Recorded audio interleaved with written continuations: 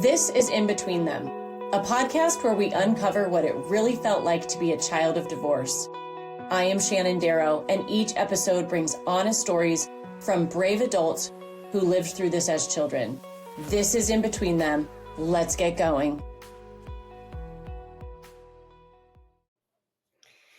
Hi, Kate. Thank you for joining me today. I really appreciate it. What I would love to do is to just start by having you tell me a little bit about where you're at right now. So I know we're going to kind of dive back into your story that you're going to share, but maybe just tell me a little bit about where you're at, your age, and anything else that you might find interesting to start. Yeah, of course. I am 17 years old. My parents are divorced, and they've been divorced since I was around 3 years old. And my parents live 30 minutes apart. I don't struggle with divorced parents as much as I used to, but I do still encounter some of the struggles that most children with divorced parents do feel. Okay. Well, thank you so much for that. What I would love to kind of get into and to start with is a little bit of, how old were you when your parents got divorced? Because that can lead a very different path for people when they're younger versus older. Yeah, I agree with that. I think definitely the older you are, the harder it is to have your parents divorce. And I was very young. I was only 3 years old, and my brother was probably only four. So neither of us really felt all of the repercussions or all of the effects of divorced parents until we were kind of understanding it a lot better when we were older. Yeah, yeah, I would imagine. Yeah. What do you have a memory of a moment where you realized that your family life was maybe different? And, different is it's subjective because it's not it's common, to have Hmm. people that are getting divorced. However, when you're young and all of a sudden you realize it, you might not have the awareness that it is more common than as it is. So do you remember a time when you thought, wait a second, I'm not the same as my friends or other people? Yeah, I remember when I was probably in kindergarten, I went to one of my friend's houses, and her parents are still together to this day, very cohesive, structured family. And I realized how much different it was from my own because I only had one sibling of my own, and my parents lived completely like separate lives, different houses, and I realized like, wait, these people have completely different lives than me. Like their parents are together and my parents are not. Hmm. Do you remember that how that made you feel, or was it just the awareness all of a sudden that it was different? I think I've always felt a little bit different having divorced parents. I don't think I fully understood why they were divorced. I kind of felt a little bit of anger when I was little towards my parents because I believed that I wanted to have my parents together like any normal family. I wanted to have Christmas together, birthdays together. I didn't want to have to go to two separate houses for Thanksgiving. And I just kind of felt like, why do I have to have this wrong in my life when other kids can just have their structured family? Yeah, yeah. Were there times when you talked to your parents about those feelings, or were those things that kind of you felt, but there wasn't really opportunity to discuss it? I think I never really talked about it to my mom that much. I know my brother was pretty vocal about it towards my mom because he was a little bit older when they divorced, but I kind of understood it a little bit more because it's been my whole life that they were divorced, so I never really thought anything like, what if they were together? Because I don't have very many memories of them when they were together. Yeah, yeah. Um, do you have an example of something where maybe it was hard, some aspect of something, but that it changed over time for you or you and your brother that then made some aspect easier? Mm-hmm.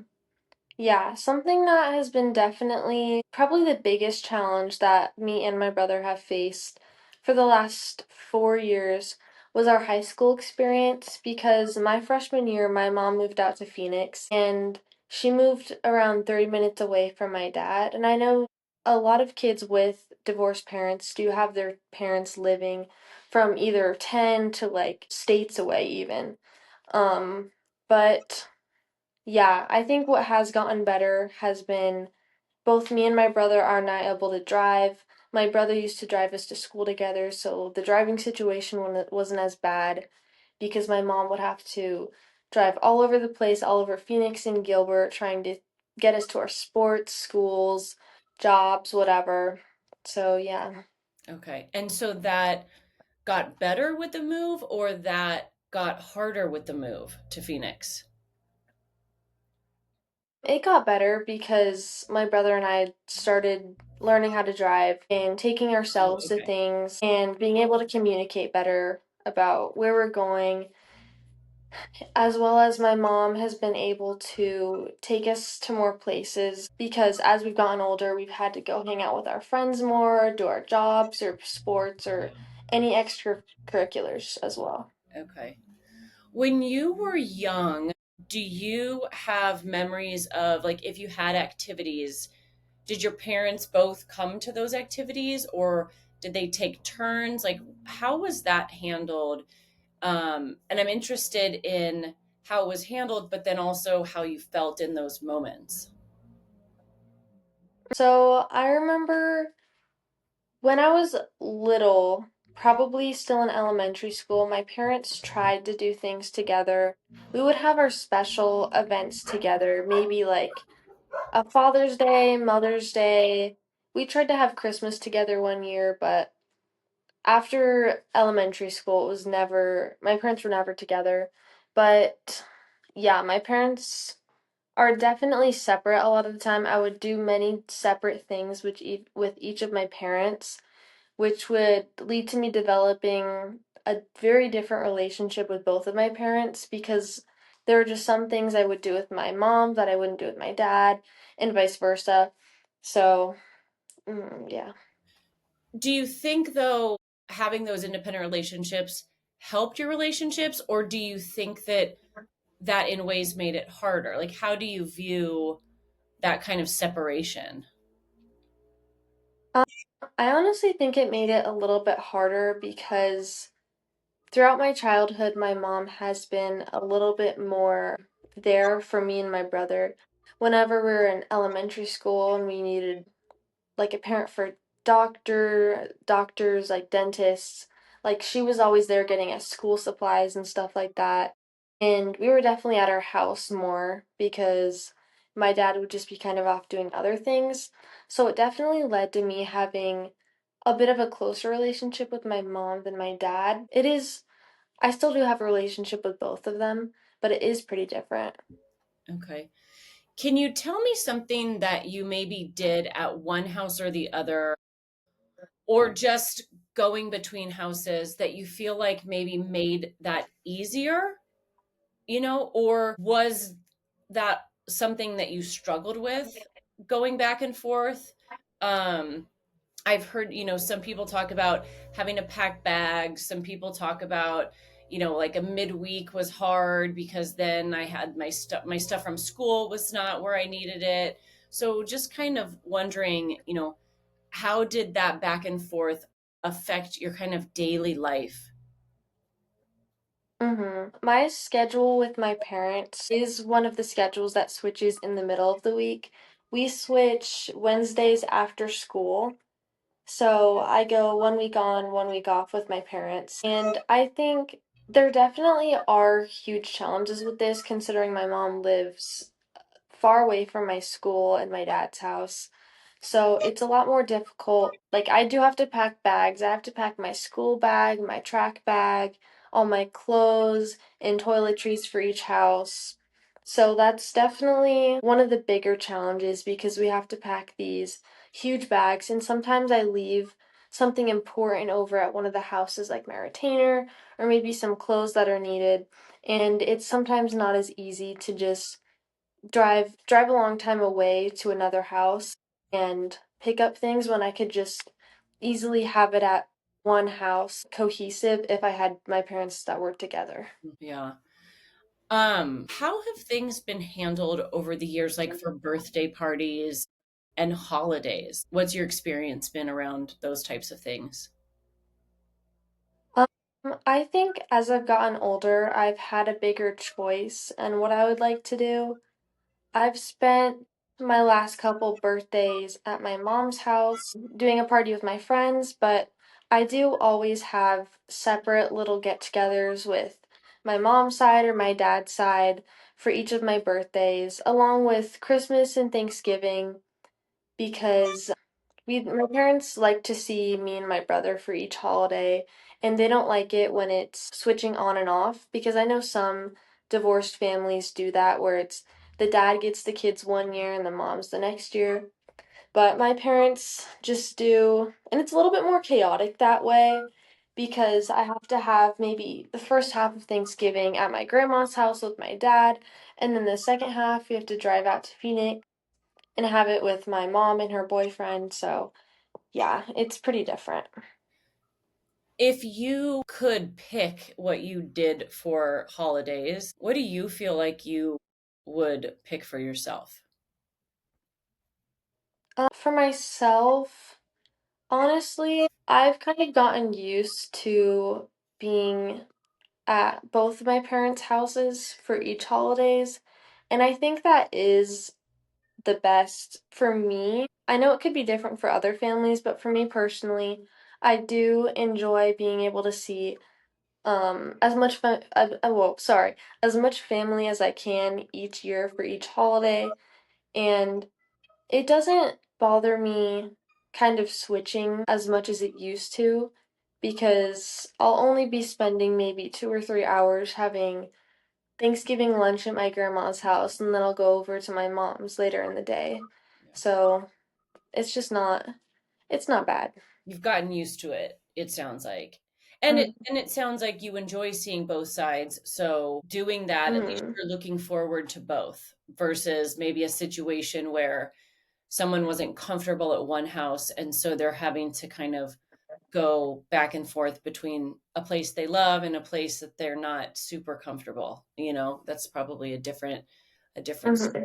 Talk to me about, excuse me, the 1 week on, 1 week off. Have you done that as long as you can remember, or is that something that changed at a certain age? I think that changed probably in around seventh grade. From when I was very little up until the end of elementary school, I would see my mom a lot more than I would see my dad. I don't remember the exact schedule that we would have, but I don't think I would sleep over at my dad's house that much because he had work and he wouldn't be able to drive us to school because my mom was always able to drive us to places and stuff like that, and my dad was never able to. So, yeah, I think the schedules definitely had to be switched. But now, going into high school, I do like the 1 week on, 1 week off. I would recommend that for um, any divorced families. I know some people do um, 2 2 3, like switching 2 days, 2 days, 3 days. But I think that's a little bit too much switching to be bringing over these big bags, especially if your child does sports or jobs or anything like that. So I just think it's different for every family, but that's just what I like the best. Yeah, well, I think that you being able to reflect on what works for you, and I think that that's a benefit to being older as well. When you are 1 week on, 1 week Hmm. off, if you have things like events, extracurriculars, activities, games, whatever, track meets, your other parent come and watch, or do you not see the other parent for that week? I think it's different for each sport specifically, but both my brother and I do track. So both of my parents are able to come, but my parents do not interact. My parents have each other blocked. They don't speak. So usually that leaves me and my brother having to communicate with each of them separately about when this meet starts or when it ends or what you should do. But they do try and attend each of our meets as much as possible. My mom definitely goes and stays and is a little bit more active in me and my brother's sports than my dad is, but he still shows up to meets whenever he can. Okay. So that's interesting to me how you said that they have each other blocked and they don't really speak. Has it always been that way? Um, it hasn't always been that way. At the beginning, they would try and be civil with each other and have my mom would have him over for Father's Day. My dad would help me and my brother pick out Mother's Day gifts for her. But I think they've just realized that their divorce was good for them because they just are not people who get along. They're very different. And I just think there's pros and cons to that. I do think there are more cons. I don't think that parents should have each other blocked at all because I think that parents should be able to communicate civilly if you want to have your children, if you just want to be able to communicate with each other about your children Mhm. because especially it's very hard doing this to especially like a young child because I would always have to communicate through my parents. So my mom and my dad would be sending these kind of backhanded messages to each other through me. So it would kind of look like I was sending the messages that were rude or anything like that. It's hard having parents that won't communicate. That had to feel really frustrating because that's Mhm. probably a very difficult spot to figure out what to say. Like, how do you say, I don't want to do this? Exactly. You know? Did they do that to you and your brother, or was it more you, or was it kind of equally across the board? I think it's been more me a lot of the time because my brother is not I love him, but he's not a good communicator. He has ADHD. He's kind of stuck in his own head a lot of the time. So they've kind of used me a little bit more because they've kind of view me as more mature and able to communicate. So I've definitely had to take a lot more of the burden of it than my brother has. But he still does feel the effects of it. So, my next question for you was going to be, what would you like if you were advising a friend of yours who was getting divorced, like in 10 or 15 years, and you were saying to them, this worked well for my family, this didn't work well. I feel like definitely the don't block the other parent and make me the messenger is probably one of your this didn't work well.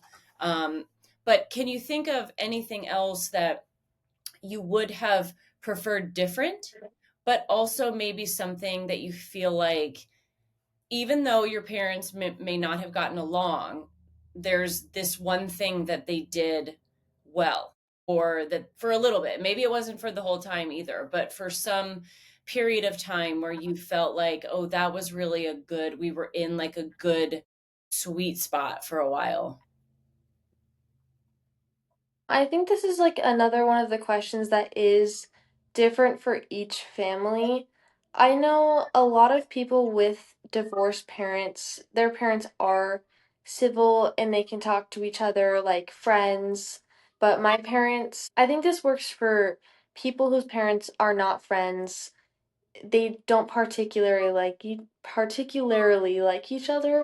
I think it helps when parents don't talk negatively about the other parent to the child because I've had to again be the messenger of and I've had to hear a lot of things about each of my parents that I would not like to hear, a lot of negative things out of spite for the other parent.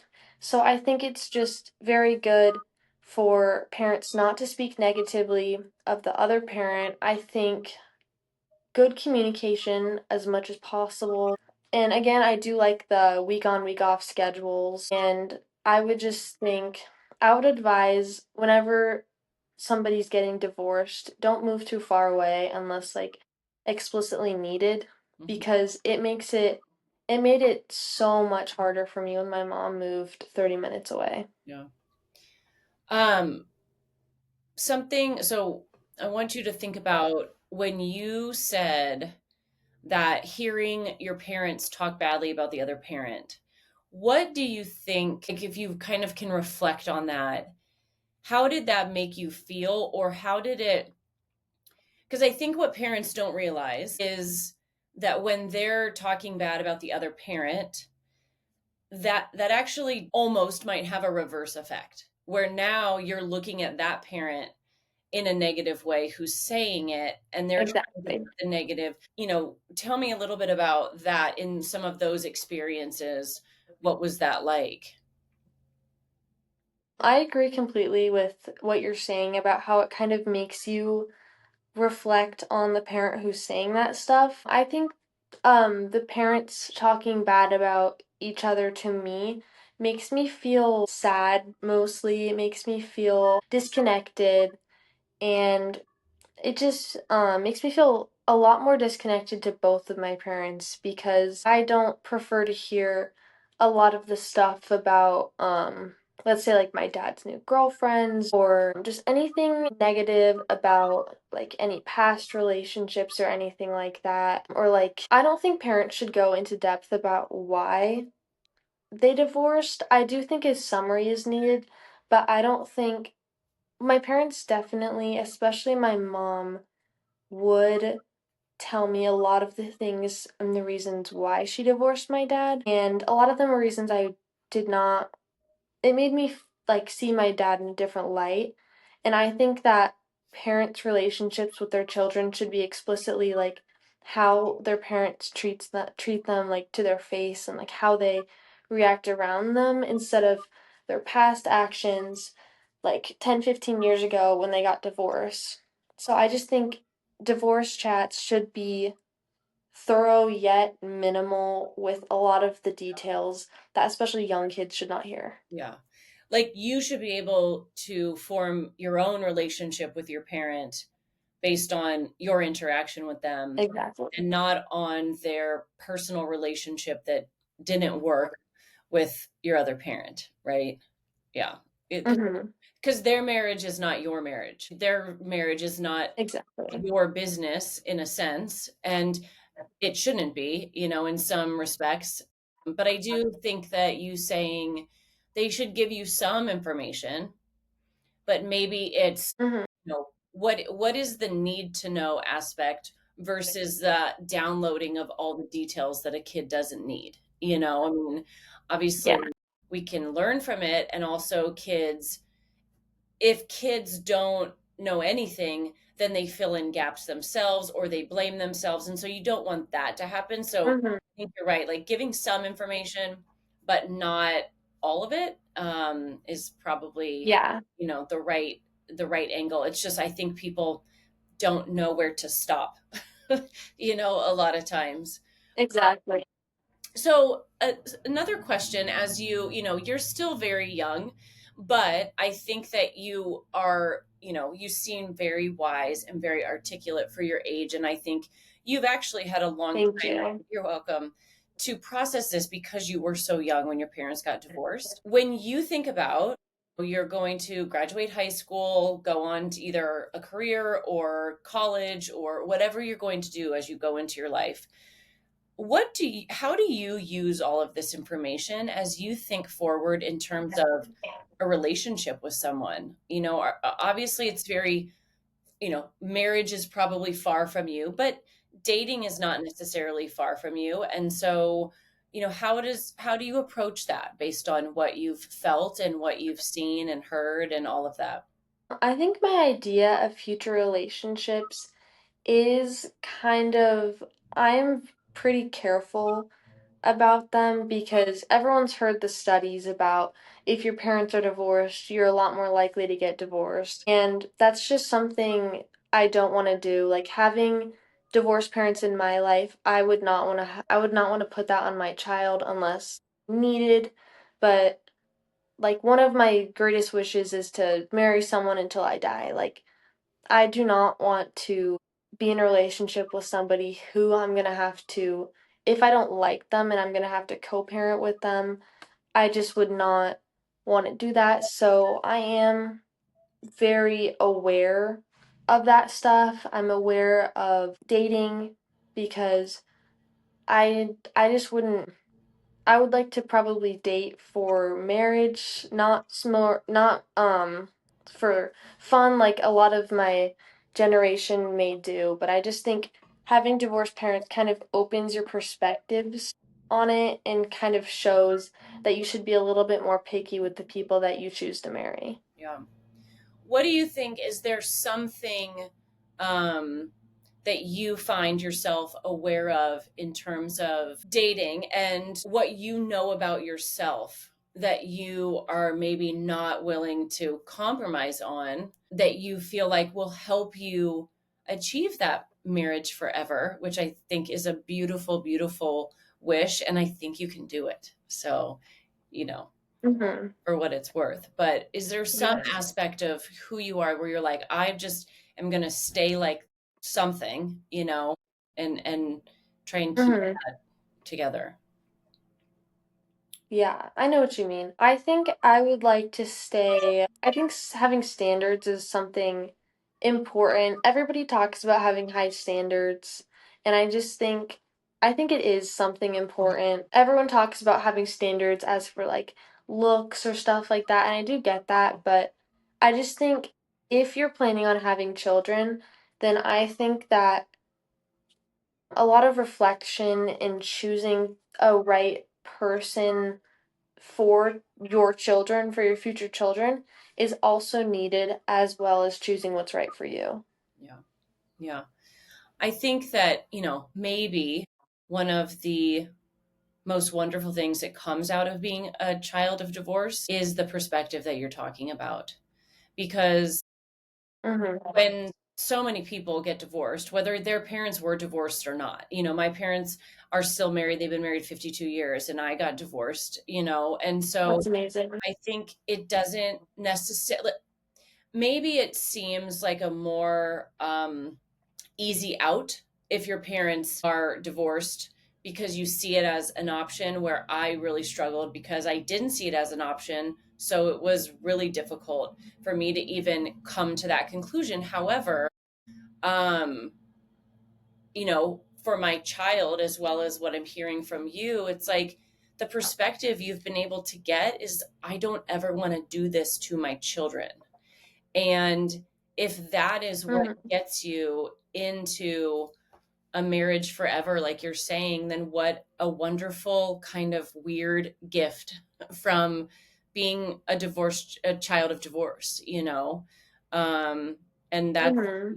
that's maybe your parents would see it as, hey, you had, not the most ideal first 18 years, but that helped you choose the most incredible path for yourself, and that's maybe if you try to find the silver linings in it, maybe that's something. Mhm. And again, I think that's very wise of you because I don't like when you're younger, you're just not thinking of all of that, and so I think that's really wonderful. Well, Mhm.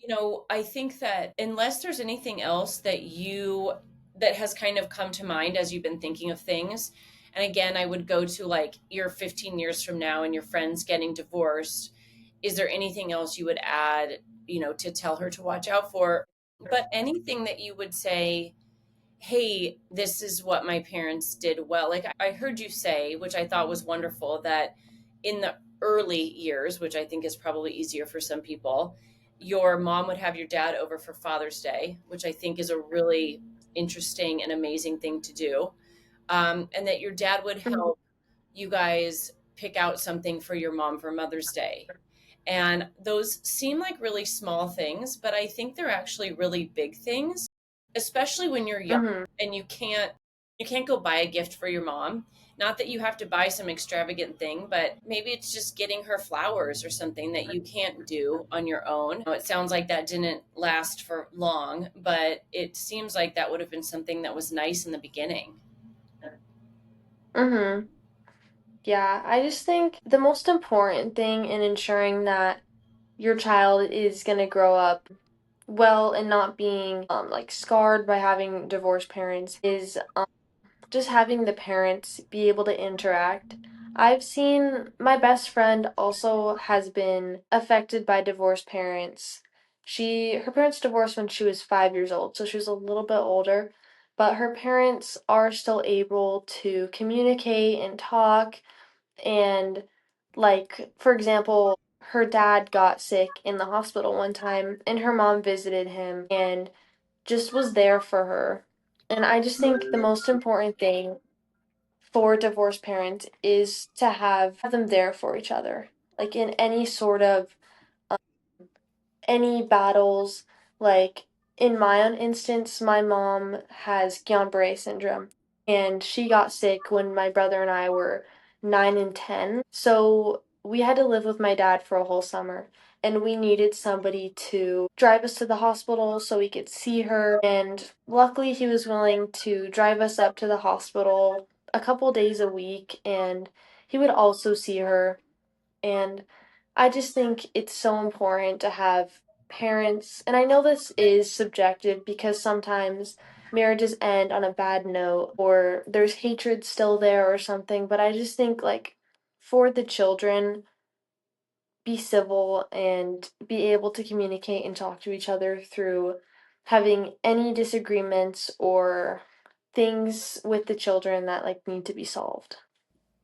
Yeah, I mean, I think you're right in understanding that it's not always easy for adults who've gotten divorced, but my whole thing and why I'm talking to you and why I think about this constantly is that when parents get divorced, children are the unintended victims and the parents get to go on and they get to have Mhm. life and they can get remarried and some of them can have more children and it's this whole kind of next chapter, but the children of the original family are left kind of living that divorced life for at least 18 years, or however long. Mhm. And it's really to me about, and I would say this to myself, I'm not pointing the finger at others, but it's like, you parents did this. And like I heard a lawyer say over and over once, there are consequences to divorce. And in this case, maybe the consequences are you have to find a way to be friendly, you know? Because Mhm. it's like you're doubling down on impacting your kids further if you can't do that. And so Mhm. I hear you and I think that that's spot on in terms of not impacting them further beyond just the fact that there's a divorce in the family. So, well, I can't thank you enough for taking the time to talk to me. I think you are Yeah, of wonderful. course. And I think that you are going to get what you want because you're thinking about it the right way from a relationship perspective. And as a parent of a child who, has a divorced family, I would say that if my child grows up and can find the right person from the start and live with them forever, then I would say, okay, I still Mhm. don't wish that that happened. However, what a gift that is for them for the rest of their life, that perspective and that choice. So I hope that for you. Mhm. Thank you for having me. Of course. Thanks for tuning in. Together we can shape healthier paths for families to do divorce better. See you next time on In Between Them.